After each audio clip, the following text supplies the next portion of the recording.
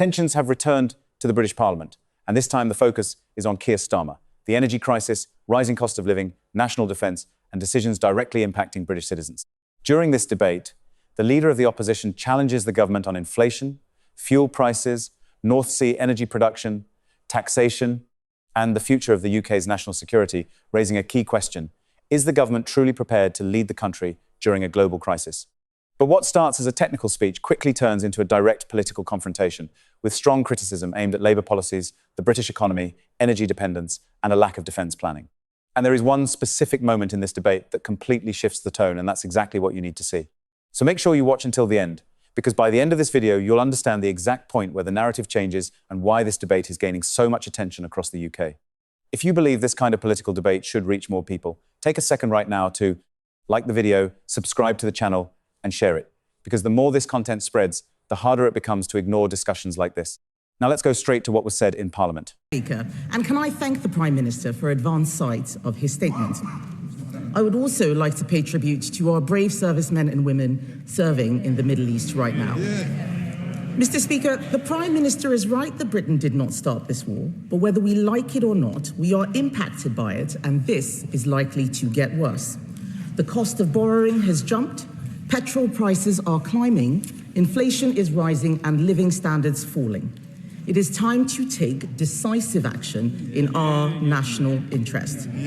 Britain must focus on what is in our power to protect British citizens today. First, we must rapidly solve the energy crisis this war has caused in our country. And second, we must make sure that Britain is ready to defend herself in this new age. A nuclear-armed Iran is an existential threat to the UK. We should be in no doubt whose side we're on in this war, our allies in the Middle East and the United States. So I welcome the Prime Minister meeting some of those allies, and I also welcome his support for diplomatic efforts and military planning to restore freedom of navigation in the region. But we will need to go further than just talking. He says Britain stands ready to play our part. We can all see that we were not ready for this situation. Here's what we need to do now. First, we must take rapid action to increase our energy security and keep bills down, not just until July, but longer than that, permanently.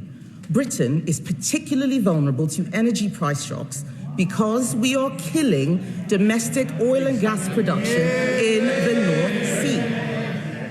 Labour's policy of more expensive energy and deindustrialisation at this time of crisis is dangerous and irresponsible. It is also harming the defence industry. We must start drilling our own oil and gas in the North Sea, grant licenses for drilling in the Jackdaw and Rosebank fields, and restore British production before it is too late.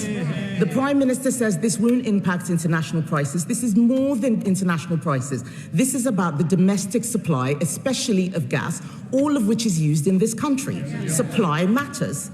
And finally, the government must cancel the proposed rise in fuel duty.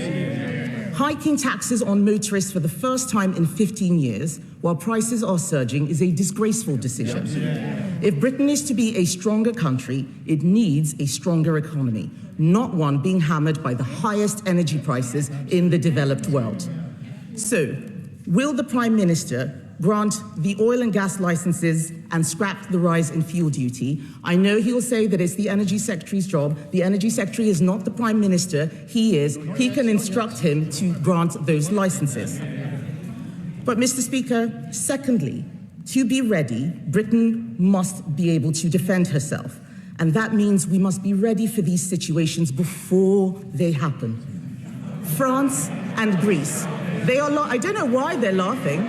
I'm surprised they're laughing, because last time I checked, France and Greece sent ships to protect our bases in Cyprus while our destroyer was stuck in Portsmouth. It was a national embarrassment on their shoulders, and it should never happen again.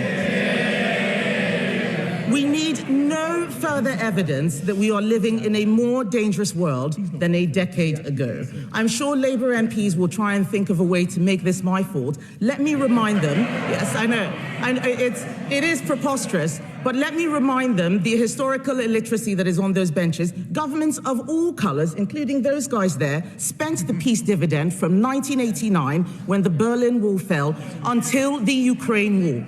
And when that war came, the Conservative government responded rapidly and unequivocally. We didn't have anything stuck in Portsmouth when Ukraine was invaded.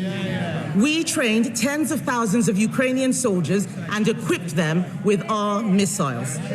We increased defense spending every year since the war started, but the world has since become even more dangerous. Every serious person, Mr. Speaker, every serious person, especially in the military, agrees that Britain must now find a way to spend 3% of GDP on defence by the end of this Parliament. After the election, many of the plans for spending were paused for Labour's strategic defence review. 9 months after publishing it, there is still no defence investment plan that explains how we will fund this. The Defence Readiness Bill is also nowhere to be seen. The question is not whether we need to increase defence spending. The question is what tough choices we must make to do so. That is what is missing from the government's plan. The government has a plan for welfare spending until 2031, but no plans for defence spending. So I say to the Prime Minister, let's put party interest aside. Yes. I'm glad that they're laughing, because I want the public to hear Labour MPs laughing when we say let's put party interest aside. So please keep laughing. Go on, please keep laughing. I say to the Prime Minister, let's find the money to rearm. Let's identify the spending cuts. And if we reach agreement on a joint plan, we can all support those measures in Parliament. Conservatives have already found savings to fund more than £20 billion extra for defence spending. I am willing to work with him to go further. And in his response, Mr. Speaker, I'm sure the Prime Minister will be tempted to misrepresent my position and pretend that I demanded he join in the initial strikes. Yes, I know. They can't even resist the temptation. He and I both know that is not true. But let us get serious. Let's get serious. It is time for us to act decisively in our national interest. Let's show our allies what we bring to the table. Let's show our enemies that we are able and ready to defend ourselves. That requires a defence investment plan. So I ask the Prime Minister in conclusion, when exactly will the defence investment plan be published, and what action is he taking to find the money to pay for it? But like it or not, we're in it. And we should be in it. That was her position. Now she says, well, they can't make their mind up. They supported the war without thinking through the consequences, and now they're pretending they didn't support the war and they're against it all along.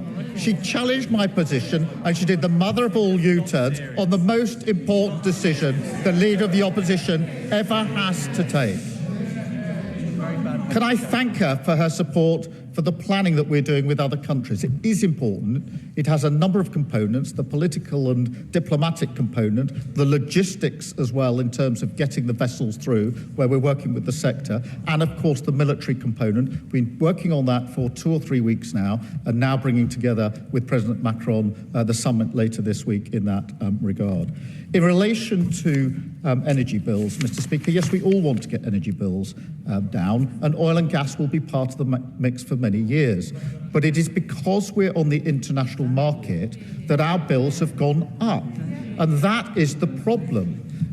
The Strait of Hormuz is a choke point for energy oil and gas getting to the international market. That's pushed the price up. That's being reflected in every household. And that's why, Mr. Speaker, the only way to take control of our energy bills is to go faster on energy independence. Now, Mr. Speaker, the Leader of the Opposition used to make that argument. In 2022, she said this: it is investment in nuclear and renewables that will reduce our dependence on fossil fuels and keep costs down. She changes her mind on everything. That was her argument. And now just like she pretends she wasn't in favour of getting involved in the war, now she pretends she wasn't in favour of keeping costs down. And Mr. Speaker, She says that we must be ready. That's coming from a party that hollowed out our armed services.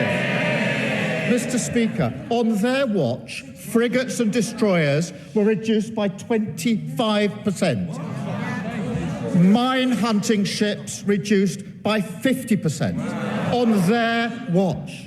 And she lectures us about being ready, having hollowed out our armed forces and hollowed out our capabilities. We're investing 300 million more in shipbuilding, and we've got 13 ships on order. That, Mr. Speaker, is the difference between the two parties.